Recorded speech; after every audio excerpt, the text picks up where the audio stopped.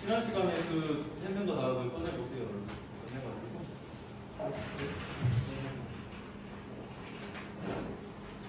그렇습니까? 네. 그 오늘 NCS 학습 모듈 이거 보셨죠? 조립 도면 작성인데 NCS 학습 모듈에서 조립 도면 작성 찾아보는 방법 여러분들 다 배웠었죠? 네. 그 NCS 네이버에서 홈페이지에 쳐가지고 요 코드를 입력하거나 조립 도면 작성 코드 그 이름을 입력하면은 여러분들 그 누구나 다 들어가서 볼 수 있습니다. 알겠죠? 네.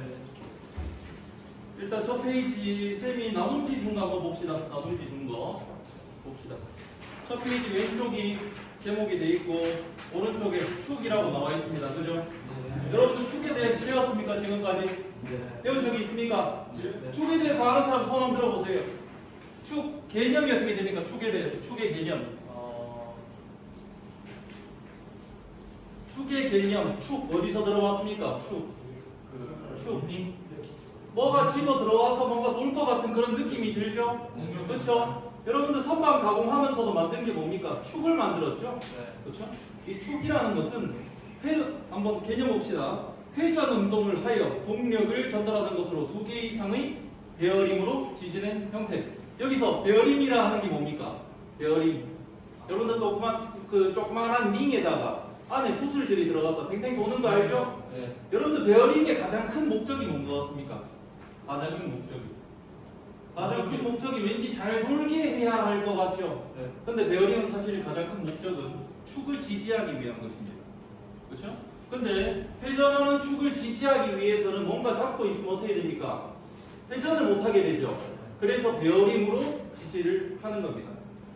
자, 가로돼 있고 밑줄 돼 있는 거 봅시다. 동력을 전달한다라고 적혀 있죠. 동력을 전달하는 것이 축의 가장 큰 역할입니다.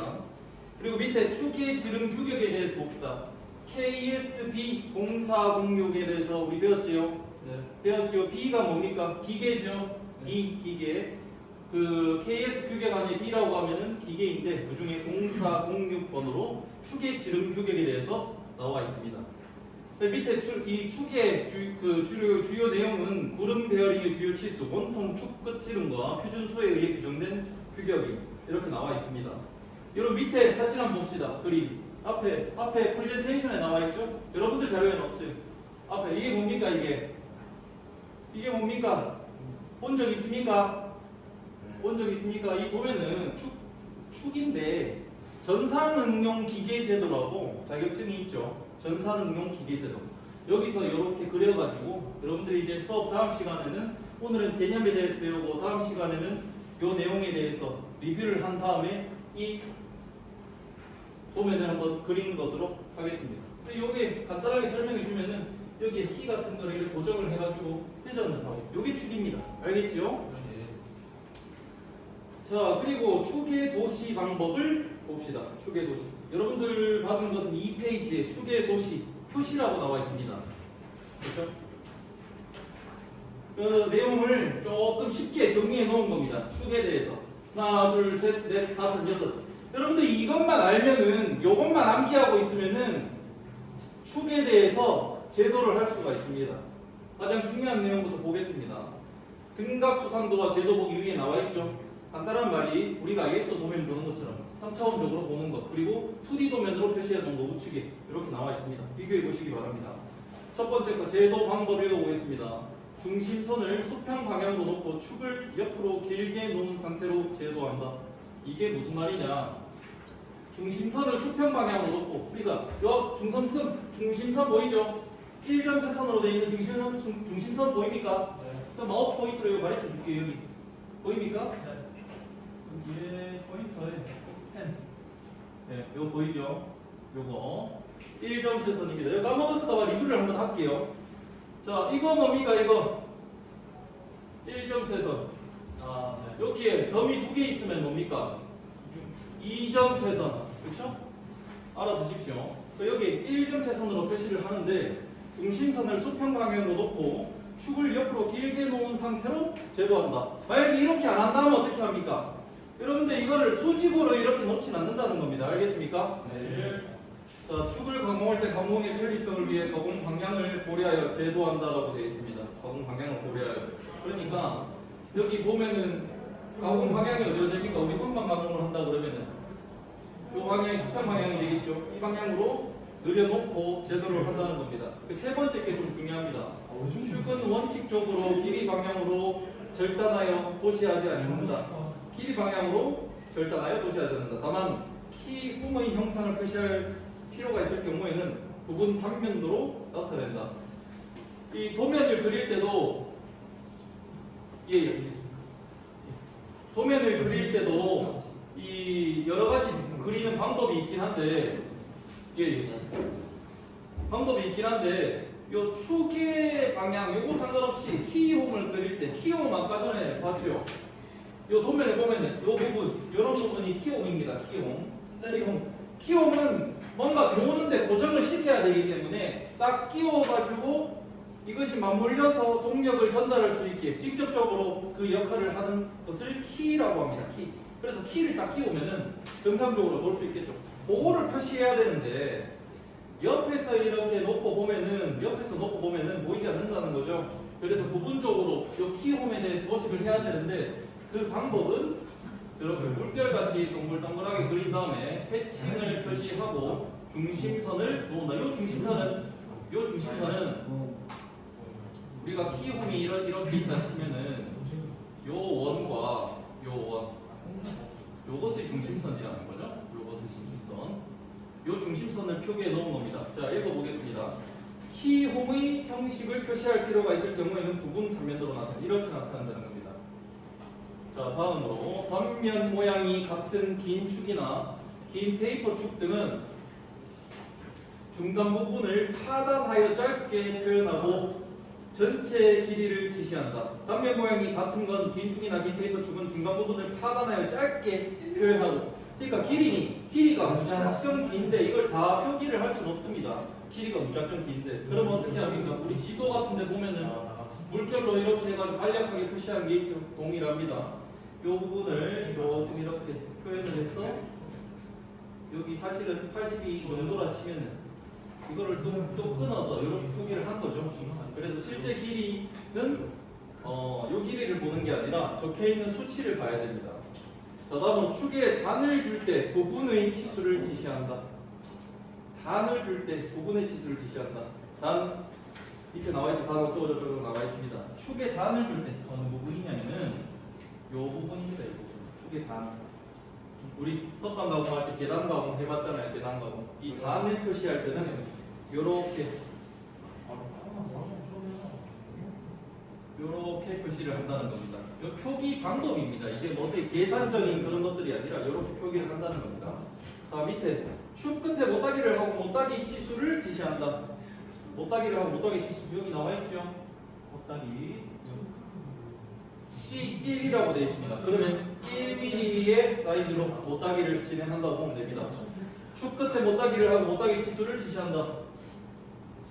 축 끝에 못따기를 하는 이유는 조립을 쉽고 정확하게 하기 위해서이다. 조립을 쉽고 정확하게 하기 위해서이다.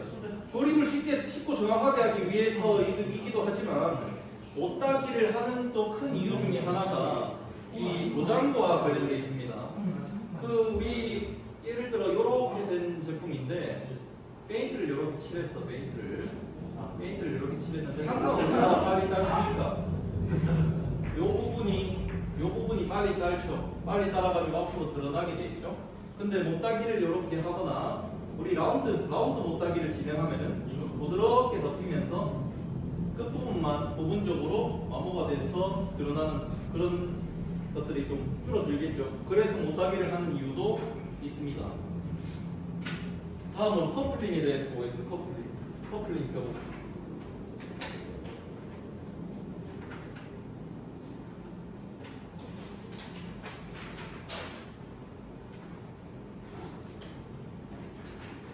자, 커플링의 개념에 대해서 봅시다. 개념은 두 축을 연결하며 회전 중 풀 수 없도록 고정하는 것.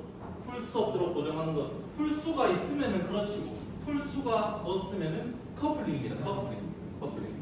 두 축을 연결한답니다. 근데 축을 연결할 때 축이 이렇게 있다 칩시다. 요거를 연결해야 돼. 연결해야 돼. 어떻게 합니까? 요거를 본드로 이렇게 갖다 붙일 수도 없고. 참 곤란하죠. 그래서 프렌치 타입으로, 프렌치라고 들어봤죠? 이 프렌치 타입으로 볼팅 결합으로 연결을 합니다. 그래서 프렌치 커플링이라고 부르죠. 밑에 보면 종류가 4가지가 여러 가지 나와 있어요. 이거 말고도 수없이 많습니다. 체인 커플링 잘 안 씁니다. 기어 커플링이 있고 우리가 가장 쉽게 보는 게 이거죠. 프렌치 커플링. 그리고 그리드 커플링이라는 것도 있고 복합적인 거. 그리고 우측에 보면은 상용품으로 우리가 나오는 커플링의 종류에 대해서 나와 있습니다. 자동차 같은 경우에도 커플링을 굉장히 많이 쓰죠. 다음 클러치에 대해서 보겠습니다. 클러치의 개념. 두 축을 연결하며 회전 운전 중 수시로 연결과 분리를 반복적으로 할 수 있도록 한다는 겁니다. 앞에 봤던 커플링의 경우에는 두 축을 연결한 회전을 풀 수 없도록 한다고 그랬죠.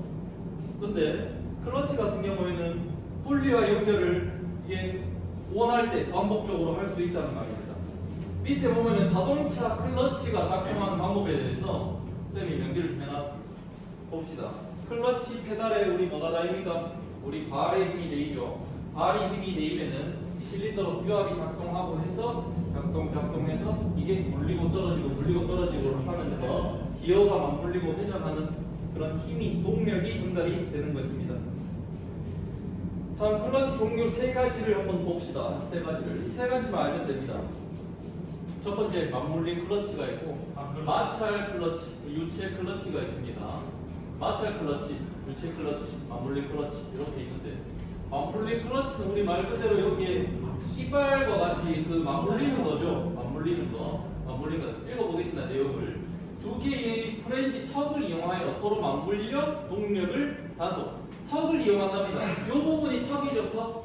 턱이 다 턱입니다. 부드럽게 연결이 돼 있을 뿐이지 다 턱입니다. 프렌치 턱을 이용하여 서로 맞물려 동력을 단속한답니다. 자, 밑에 마찰 클러치에 대해서 봅시다. 이 부분은 선생님이 직접 빨간색으로 표시를 한번 해봤는데 이 부분이 마찰면이니 이 부분이 마찰면입니다. 그렇죠? 이 부분이 마찰. 이 부분이 어떤 느낌이냐면 사포 같은 겁니다. 사포같이. 우리 빼빠라고 하죠. 사포 같은 거. 그래서 마주치면은 잘 안 미끄러져요. 그래서 이 마찰력으로 붙였을 때는 같이 돌아가고 뗐을 때는 풀려버리고 그렇게 하는 것을 마찰 클러치라고 합니다. 혹시 몰라서 요 원동축, 정동축이라고 되어 있는데 힘을 전달하는 방향과 전달받는 방향으로 생각을 하면 됩니다. 다음으로 유체 클러치에 대해서 봅시다. 유체 클러치. 우리 요즘에 모든 차량에 클러치 사용할 때 자동 변속기에서 유체 클러치를 사용을 합니다. 유체 클러치는 장점은 좀 부드럽게 된다는 거죠. 그리고 힘을 증폭시킬 수 있다는 거. 내용을 봅시다. 펌프 바퀴가 회전하면 유체의 원심력으로 터빈 바퀴로 운동 에너지를 전달한다고 합니다. 여기에 뺑뺑뺑 돕니다. 뺑뺑 돕니다. 돌면서 유압이 전해지고 힘이 전해져가지고 이어서 또 회전을 합니다. 원심력으로 터빈 바퀴로 운동 에너지를 또 전달을 하겠죠. 그렇죠? 그래서 우리가 탄력 주행도 가능하고 이런 것들이 있습니다. 자, 다음엔 베어링에 대해서 봅시다. 베어링. 아까 베어링에 대해서 간략하게 선생님이 설명을 좀 해줬는데 개념을 쌤 읽어보겠습니다. 베어링의 개념은 회전하는 축을 지지하며 회전 운동을 원활히 해준. 우리 베어링이라 했으면 아까 전에 뭔가 잘 돌게 하기 위한 것이라고 생각을 하겠지만 그 목적보다는 사실 회전하는 축을 지지하기 위한 것입니다. 축이 예를 들어서 이렇게 있는데 이걸 지지를 해야 돼. 근데 뭘로 그냥 받쳐 놓으면 그냥 이렇게 받쳐 놓으면 이게 안 돌아갑니다. 그래서 베어링으로 받쳐 놓는 겁니다.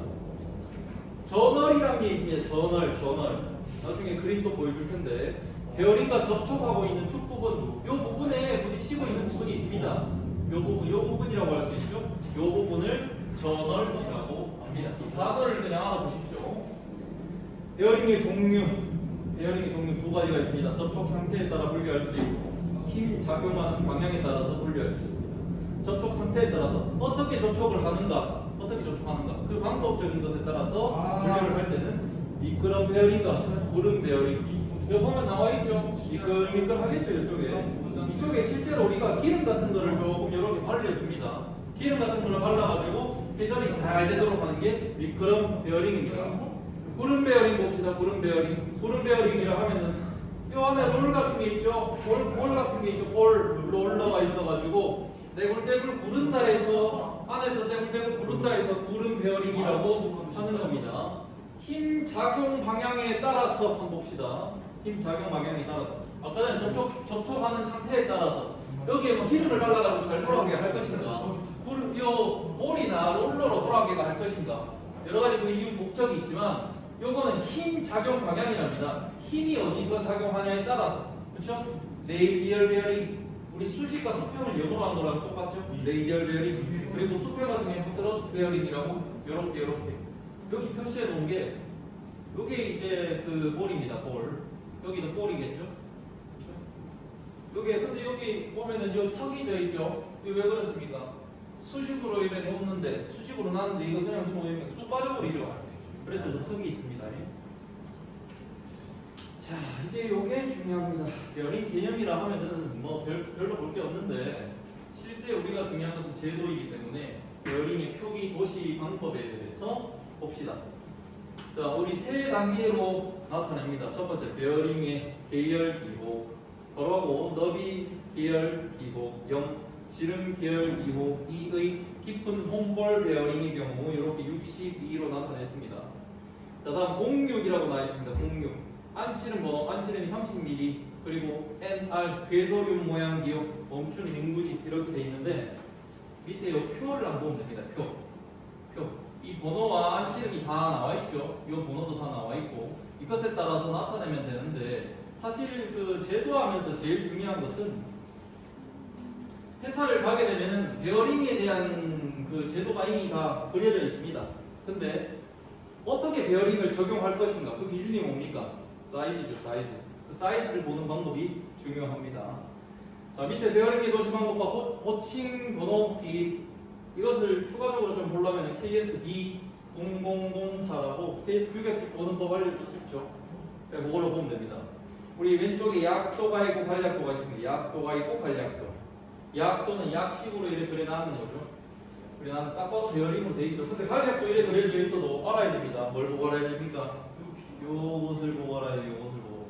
베어링의 종류가 무엇인가? 요것을 보고 요게 베어링이구나 하는 걸 알아야 됩니다. 여기 보면 베어링 여기 나와 있죠. 요거 우리 표기 방법 배웠죠. 이런 식으로 단계별로 해서 표시를 하면 됩니다. 다음으로 베어링이 개통도라고 합니다. 개통도라고 하면은 우리 그 쉽게 얘기하면 다이어그램입니다. 다이어그램. 어떤 설계를 하기 위해서는 전체적인 흐름이 필요하죠. 흐름을 알기 위해서는 다이어그램이라는 게 있어야 됩니다.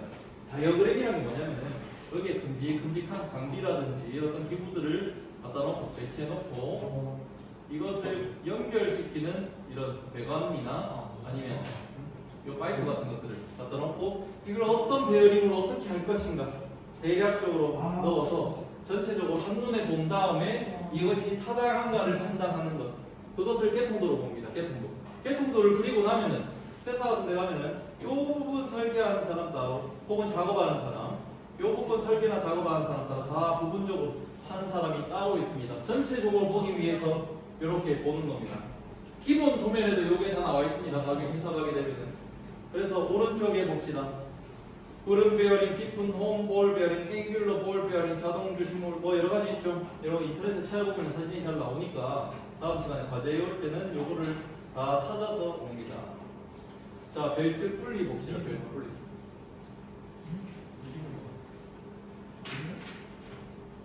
벨트 풀리.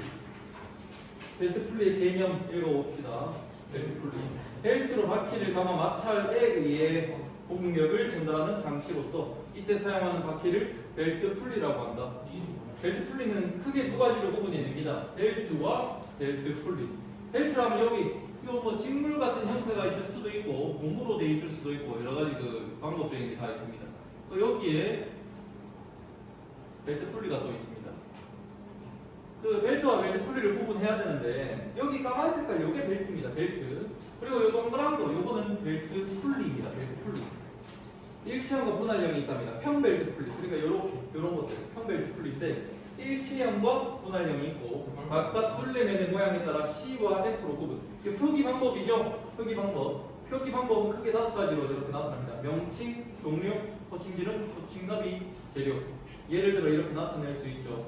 명칭 무슨 벨트 풀리냐, 종류 뒤에 가면 나중에 표가 다 나와 있습니다.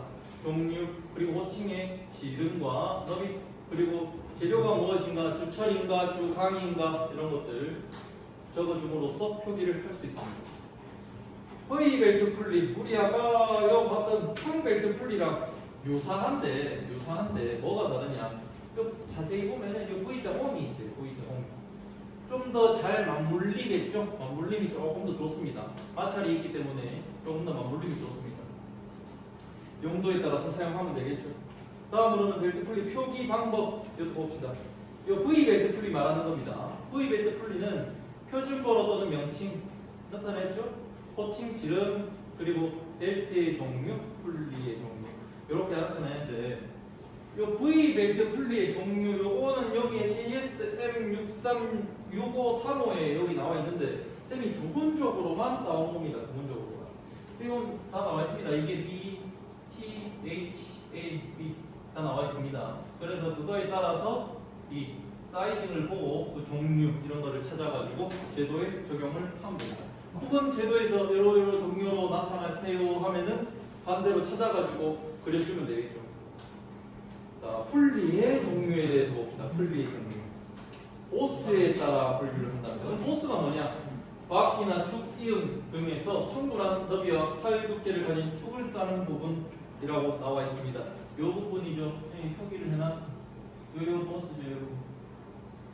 이 부분입니다. 그래서 1, 2, 3, 4, 5, 1, 2, 3, 4, 5까지 형태가 있습니다. 요거 얘기하는 거였습니다. 요거. 이렇게 나타낼 수 있다는 걸 알아두면 됩니다. 다음으로 V벨트 풀리 홈 부분의 모양 및 치수. 이건 TSP 1400번에 나와 있습니다. 이것도 부분으로만 나타내서 부분으로만. 그래서 이거 말고도 밑에 보니까 뭐 한 칸 더 있던데 일단 여러분들 직접 지금 봐야 될 거는 요거밖에 없었거든요. 요거만 배워왔어요. 호칭 지름에 따라서 일단 V벨트의 종류가 뭔가 M, A, B, C, D 아까 앞에 나왔었죠. 요거를 보고 호칭 지름을 판단한 다음에 쭉쭉쭉 수치들을 확인하면서 나타낼 수 있습니다. 여기 보면은 이 호칭이 뭘 말하는 것인가 다 볼 수 있습니다. 확인할 수 있습니다. 직접 보면서 실습을 통해서 한번 나타내는 방법을 알아봅시다. 자, 스퍼기어에 대해서 봅니다. 스퍼기어는 축과 나란히 톱니가 절삭되어 있는 기어로서 가장 대표적인 기어이며 평기어라고도 한다. 평기어라고. 스퍼기어 평기어는 평행을 이루는 두 개의 축을 연결한 아주 흔한 기어 장치이며 회전의 속도와 힘을 바꾼답니다. 회전의 속도와 힘. 속도와 힘을 어떻게 바꿉니까? 속도와 힘은 지름으로 바꿀 수가 있죠. 스퍼기어가 큰 거에서 작은 거로 전달을 함에 따라서 작은 거에서 큰 거로 전달함에 따라서 속도와 힘이 바꿀 수가 있죠. 그렇죠? 스퍼기어가 작으면 어떻습니까? 속도는 느리지만 힘은 높아지겠죠. 반대로 이런 것들. 요 밑에 그림에 나와 있죠. 요렇게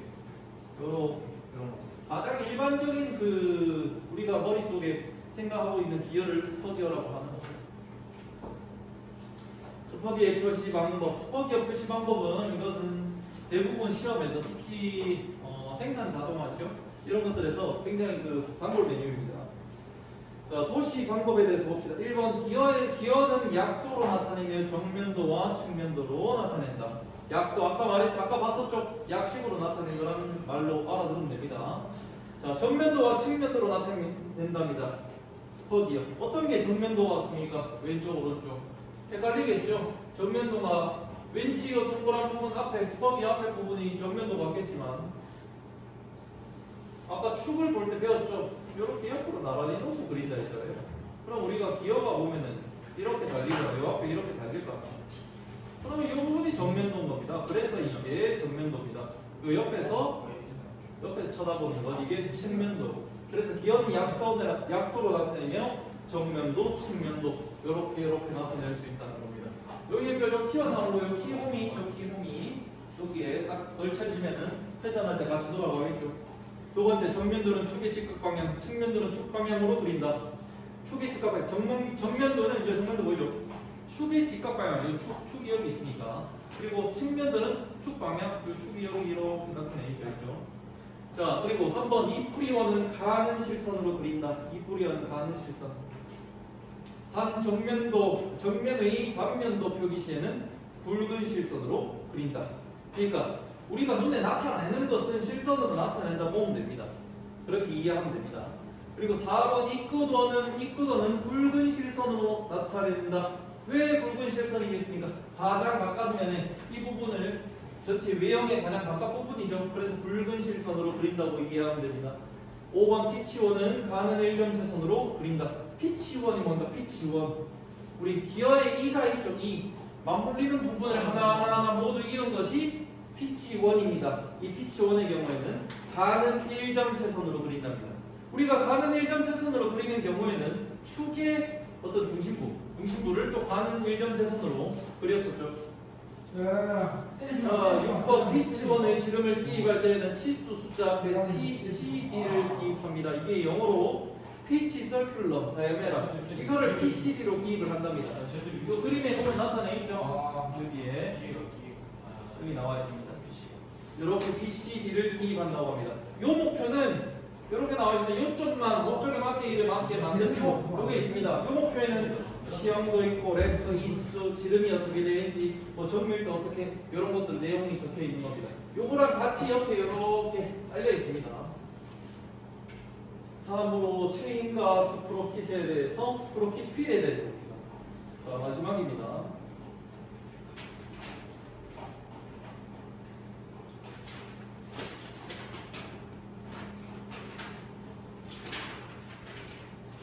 회전축에 고정되어 체인의 각 마디 사이사이에 끼워져 맞물려 회전함으로써 동력을 전달하는 전동용 기계 요소이다. 벨트와 벨트 풀리에 비해 동력 전달은 확실하나 소음이 발생하는 단점이 있다. 그러니까 여기 보이죠? 이렇게 요 보면은 자전거 바퀴 같기도 하고 이런 거 이렇게 묶여가지고 동력을 요래 전달하는데 아까 이런 거 벨트 풀리 이것도 같은 역할이죠. 같은 역할인데 상대적으로 여기 좀 더 잘 맞물려 있죠. 잘 맞물려 있고 힘 전달이 용이한데 단점이 뭐랍니까? 소음이 발생한다는 겁니다. 그래서 목적에 맞게 설계할 때 사용을 하면 됩니다. 자, 체인의 종류 링크 체인이 있고 롤러 체인, 사일런트 체인이 있습니다. 여기 보면은 A, B, C가 있죠. A, B, C. 링크 체인은 말 그대로 링크에 넣은 쇠고리로 연결하여 만든 체인이고 롤러 체인은 롤러 링크와 핀 링크를 엇갈리게 연결한 체인. 우리 자전거 체인 볼 때 이렇게 되어 있습니다. 사일런트 체인, 오목한 모양의 양다리를 가진 특수 강판을 브레스로 찍어내어 필요한 길이로 연결한 체인. 여기 보면은 이렇게 되어 있습니다. 어떻게 생기냐면 이렇게 생겼습니다. 이렇게 생긴 것들을 여러 개 연결해 놓은 겁니다. 여러 개 연결해 놓은 겁니다. 참고 사항 봅시다. 스프로킷 휠은 S치형과 U치형이 있는데 S치형이 주로 사용된다고 합니다. 이 부분 나중에 사진으로 보여주겠습니다. 자, 체인과 스프로킷 휠 표기 도시 방법 나와 있습니다. 도시 방법. 아까 찌르면 굵은 실선, 우리 아까 전에 기어를 그릴 때도 그랬죠. 가장 이 외형을 형성하는 그 외형 부분은 바깥 찌름으로 그립니다. 자, 다음 피치원 가는 일점세선으로 그린다. 가는 일점세선으로 피치원은 아까 피치가 먼저 설명했죠. 피치 한 점 한 점을 모두 잇게 되면은 피치원이 됩니다. 그래서 피치원의 경우에는 가는 일점세선으로 그립니다. 이 뿌리원이 뭡니까? 이 뿌리원. 이 뿌리. 기어의 뿌리 알죠? 기어의 기역 2의 뿌리. 요 뿌리를 또 다 이은 것을 이 뿌리원이라 합니다. 이 뿌리원의 경우에 가는 실선도는 굵은 파선으로 그린다고 합니다. 여기 밑에 요 그림에 다 나와 있습니다. 여기 요거.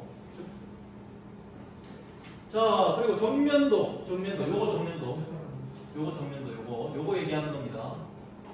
요거에서 단면으로 투상할 시 톱니를 단면 표기하지 않으며 톱니를 단면 표기하지 않는답니다. 톱니를 단면 표기하지 않으며 이 뿌리 선은 굵은 실선으로 표기한다고 합니다. 마우스가. 자, 3번 봅시다. 도면에는 스프로킷 제작하는데 필요한 치수를 지시한다. 당연히 뭐 필요한 치수 이런 거 지시하겠죠. 근데 이 목표에 대부분의 것들이 나와 있기 때문에 또 추가적으로 이렇게 그려주는 것은 스페셜한 경우가 아니고 선자만 그려줍니다. 자, 그리고 요목표에는 E의 특성과 절삭에 필요한 지수를 지시한다 나와 있습니다. 요목표 아까 전에도 요목표가 있었죠? 항상 요 도면을 그리기 위해서는 하나, 둘, 셋, 요 세 가지가 같이 따라 나오는 겁니다. 한 개라도 빠지면 안 됩니다. 요 정면도, 측면도로 표시한다. 요거 자체가 이 기준인 겁니다. 요목표도 나타내 줘야 요거를 제작할 때 만들 수가 있겠죠. 자, 수고했습니다.